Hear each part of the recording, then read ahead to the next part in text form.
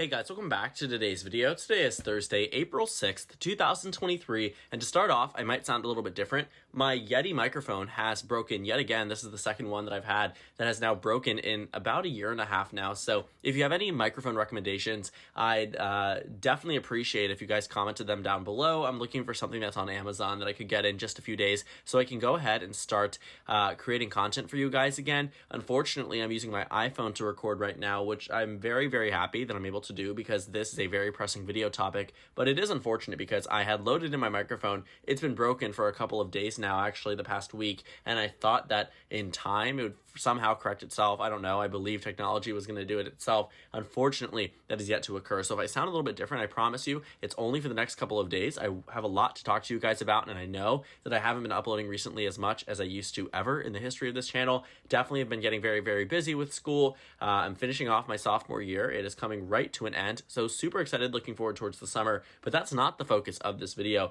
The focus of this video is the Wisconsin Supreme Court election, in which yesterday the Democratic aligned candidate won with 55.5% of the vote against the Republican, or in essence, the Republican. This is a nonpartisan race, and if you saw me right now, you'd be noticing that I'm doing nonpartisan in air quotes because both of these candidates were extremely aligned with one side of the aisle. Now, the Wisconsin Supreme Court election results show that in an off-election year at the baseline, Democrats are winning these races by over 10 points. That isn't to inflate the amount the Democrats should expect to win by in 2024, but it certainly is a very good result.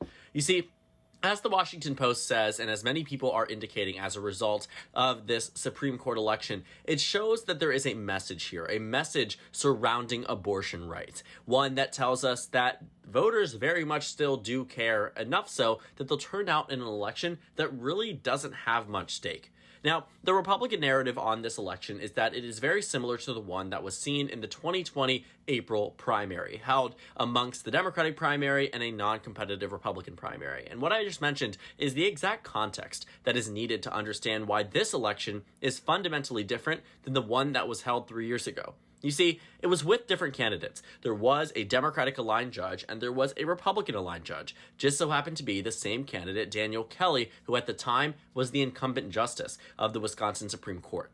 Now, the interesting thing about this is that, for some reason, the Republicans didn't turn out. But when you actually look a little bit further into why that was, there was a competitive Democratic primary, or at least the last competitive one, between Bernie Sanders and Joe Biden leading into the 2020 presidential general election. Meaning that this was the last time that voters were going to be able to actually make their voices heard when it came down to the Democratic primary on the 2020 presidential side. So Democrats turned out in full force, but what was happening on the Republican side? Honestly, not so much. Voters weren't incentivized to vote for their top candidate because they all knew that Donald Trump would be the nominee.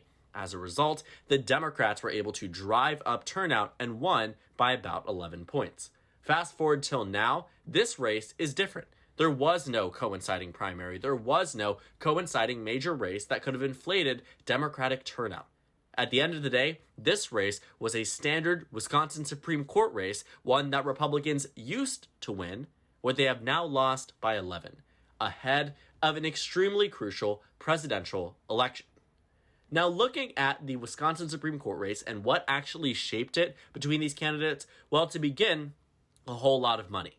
This was a very important race for a very significant amount of people. People cared about the way this race was going to go because they knew that it would determine the balance of power in the Wisconsin Supreme Court. What used to be conservative-leaning is now liberal-leaning, meaning that the Wisconsin Supreme Court is now going to be in favor of pro-choice initiatives. It has now the ability to strike down congressional maps. So many different things have now been thrown into the realm of opportunity thanks to turnout on the Democratic Party side in the Wisconsin Supreme Court race. Now, in this primary process, what we found was that it ultimately ended up with two top candidates. But what we found here was that Republicans were expecting to win. You see, looking at the candidates that were running across many of these races, you found that there were many, Republicans in the race. You found that there were many people that in the combined vote share should have been able to win against the Democrat who ended up winning. What you found was that 46.42% of the vote went to the first place candidate, 24.2% second, 21.85% third, and 7.48% fourth. Then fast forward to the general election, that's when things got quite interesting. It became a stereotypical Democrat versus Republican race. You saw that people were entering into the race on the Republican side. Ron Johnson, the incumbent U.S. Senator, Scott Walker, the former governor of the state, the NRA, the pro-life Wisconsin PAC, Donald Trump Jr. On the flip side, what you found, Hillary Clinton, Tammy Baldwin, Eric Holder, Emily's List, right? All of these people, all of the partisans. Why? Because again, it is such an important race for both sides of the aisle, and what ended up happening was that the Democrats ended up winning.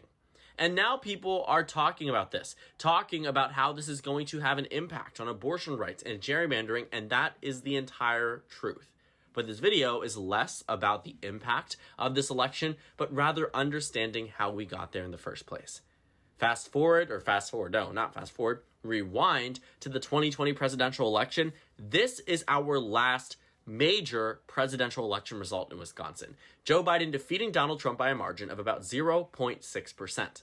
You know what also was extremely close?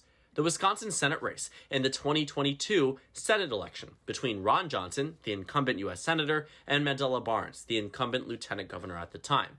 Now, with two very different results, one a Democratic victory, the other a Republican victory, the margins were roughly similar, and that's important for a multitude of reasons. For one, it shows that Wisconsin should be competitive on practically every single level, including the governor's race, where they held one in the state of Wisconsin as well, which Tony Evers ended up winning by just under 5 points. Competitive no matter what. Wisconsin should be a close race. The 2021 very much could have been taken as a fluke because of inflated Democratic turnout. How can this race be taken other than following in the footsteps of many other races that were expected to be either one, closer, or B, go to the Republicans, or two, go to the Republicans, that ended up actually going to the Democrats because of many of these sensationalized issues. Issues surrounding abortion, issues surrounding gerrymandering, issues surrounding affirmative action, issues surrounding all of the things that the Republican Party is losing when it comes down to national opinion.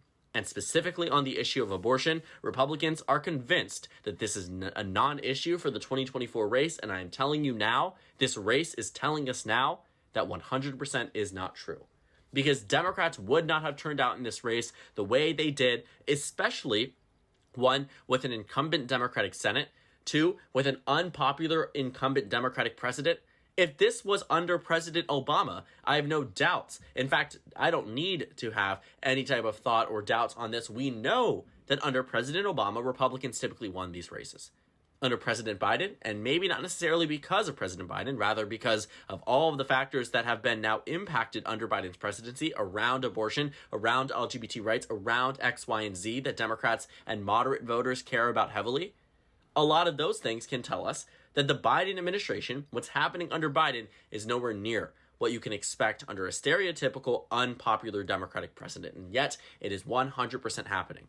And the reason I jump ahead to 2024 is also because I think Wisconsin will be a very important race. And if we know this far out in advance that Democrats have the ability to organize, have the ability to turn out their voters, have the ability to shape a traditionally nonpartisan race around the issues that voters care about the most, or not necessarily they care about the most, but make voters care about these issues very, very much, tells us they have a strategy for 2024. It also means that Republicans are going to continuously lose on this issue of abortion. When Roe v. Wade was overturned, we knew on the national level what this meant for Republicans. You see, looking at the nationwide U.S. Senate race, U.S. Senate races and many of these competitive races, what did we find? We found states such as Arizona, which otherwise would have gone to Republicans, go to the Democrats. States such as Colorado that would have otherwise been more competitive, overwhelmingly go to the Democrats, even with a pro-choice Republican on the ballot. States such as Georgia, which should have otherwise gone to the Republicans, went to the Democrats. States such as, Nevada, which otherwise would have gone to the Republicans, New Hampshire included, went to the Republicans, went to the Democrats. Pennsylvania, a big one, a flip in favor of the Democratic Party. John Fetterman won this race against Mehmet Oz. The main difference here is that this was the only flip that evening. You know what happened? The Democrats ended up winning largely because of this issue. The entire race, the entire midterm elections were turned around by one Supreme Court decision. But the lasting effects are shown today and will be shown tomorrow. The Republican Party does not have a winning strategy as is when it comes down to the issue of abortion.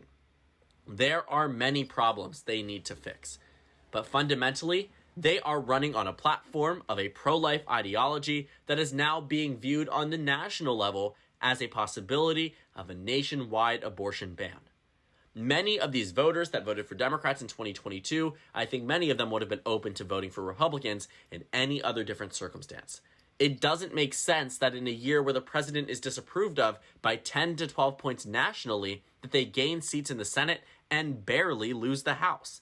The House, what we thought at least, was a foregone conclusion with no chance of recovery for Democrats. There was, obviously, in the end, no chance of recovery to the extent the Democrats did lose the House, but they lost it by what? 5, 6 seats? Nothing substantial at all, enough to a point where we say it's competitive again in 2024.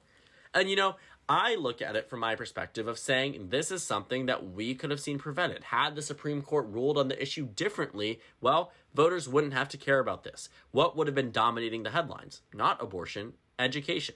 Not abortion, the economy. Not abortion, X, Y, and Z. Things that Republicans were winning on. Crime, education. All of these things that, for better or for worse, for them, obviously for worse, we know that now, but for better or for worse at the time, was being warped around a conversation surrounding abortion. So I think what this Wisconsin race shows us is that, one, swing states are still leaning blue.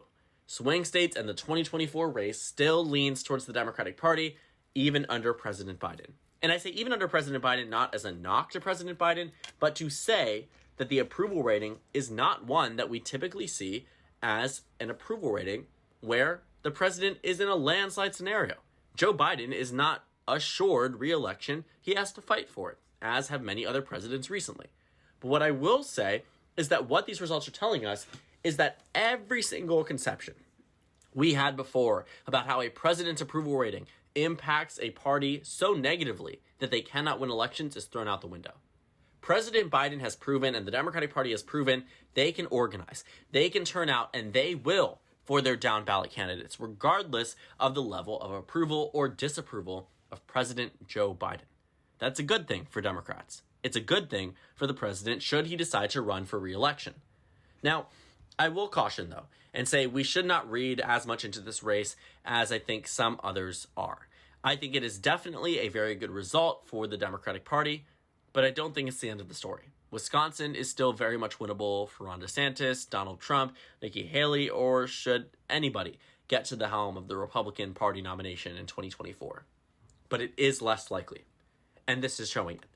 I think there is always a chance. I don't want to count out any side of the aisle yet, but what I will say is that while Wisconsin traditionally holds extremely narrow and competitive races, this one was not. Areas turned out in ways that we had not expected before.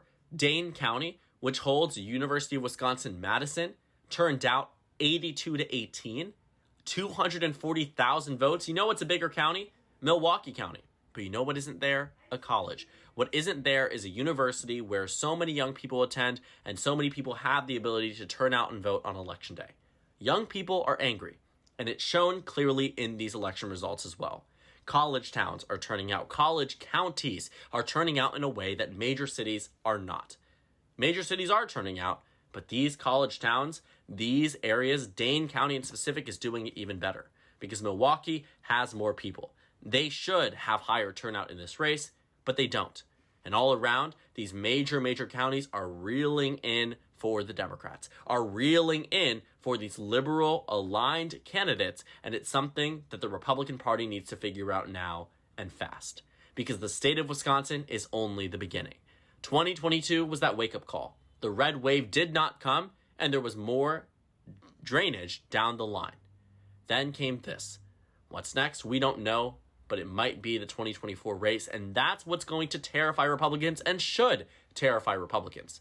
Because at this point, I do not think we can draw any type of conclusion other than the Wisconsin race benefited the Democratic Party and showed how important abortion still matters to voters, how important these issues that Democrats are winning the national viewpoint on, they are winning this in terms of public opinion and how it's going to lead them into victory in the 2024 race. And it could not be more clear. And the Republican Party, I think, honestly, is at a point where if they do not change their stance on abortion, might be completely writing off the 2024 race and potentially some races beyond. That isn't to say that the issue of abortion is everything, but as shown here, it clearly is very, very important. So thank you guys so much for watching this video. Make sure to comment down suggestions below. Subscribe on the left if you haven't already, and check out the Instagram and Twitter. At the bottom left of the screen, there's also a Discord server for you to go ahead and join. On the screen, there's a video you can watch, and then a playlist for my 2024 election analysis videos. Again, thank you guys so much for watching, and I will see you all tomorrow.